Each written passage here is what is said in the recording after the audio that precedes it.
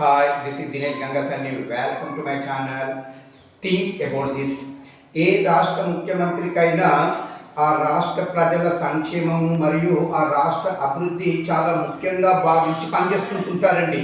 ఇక మన రాష్ట్ర ముఖ్యమంత్రి గారైతే వాళ్ళు అధికారంలోకి వచ్చినప్పటి నుండి నేటి వరకు ఇక నేను 18 గంటలు కష్టపడుతున్నా, ఇంకా అంతకంటే ఎక్కువ కష్టపడుతున్నా అన్నట్టు ఏదైతే బిల్డప్ మాటలు మాట్లాడుతూ ఎవరి అభివృద్ధి కోసం కష్టపడుతున్నారు, ఇప్పుడు రాష్ట్రంలో ఎవరు అభివృద్ధి చెందారు, ఎవరి ఆస్తులు పెరిగాయి, ఎవరి బతుకులు ఎలా తయారయ్యాయి అనేది ప్రజలందరూ తెలుసండి.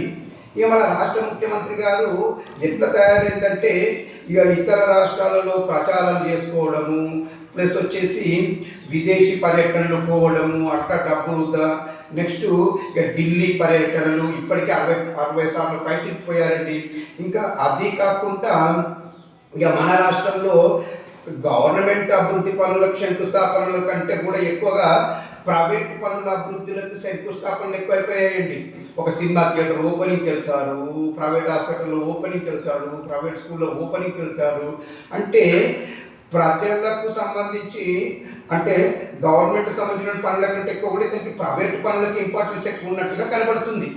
అరే ఒక ముఖ్యమంత్రిగా ప్రజల అభివృద్ధికి సంక్షేమానికి కేటాయించిన టైం అంతా కూడా ఎట్లా తయారైందంటే ఇంకా ఇతను ఇక మెచ్యూర్ ఫంక్షన్లు, ఎవరో పిల్లల బర్త్డేలకి, నెక్స్ట్ వచ్చేసి అవార్డు ఫంక్షన్లలో, నెక్స్ట్ ఎక్కడ ఏ ఆట కనబడితే అక్కడ నేనే పెద్ద ఆటగాడినట్టు డ్రెస్ వేసుకొని ఆటలు ఆడడము, మొత్తం ఎట్లందంటే ఇక పెళ్ళిలో కూడా అది ఎప్పుడో ఒకప్పుడు ఏదైనా అవసరం అనుకున్న దానికి అలా వెళ్ళి అటెండ్ అయ్యి వస్తే బాగుంటుంది అనిపించి ప్రతి దానికి తగుదినం అన్నట్టుగా ప్రతిదీ అటెండ్ అవుతూ ఎట్లా అంటే ఒక వాల్యూ లేకుండా తీసుకుంటున్నారు. అరే బాబు, ప్రజల అభివృద్ధికి సంబంధించి ప్రజల సంక్షేమానికి సంబంధించి నువ్వు సమయాన్ని కేటాయించాల్సిపోయి మీ పర్సనల్కి సంబంధించినటువంటి వాటికి సమయాన్ని కేటాయిస్తున్నట్టుగా కనబడుతుంది. ఇప్పటికైనా ప్రజల అభివృద్ధికి సంక్షేమానికి సంబంధించి సమయాన్ని కేటాయించి తెలంగాణ అభివృద్ధికి పాటుపడాలని నేను కోరుకుంటున్నాను. ఇప్పుడు దినేష్ గంగసాని.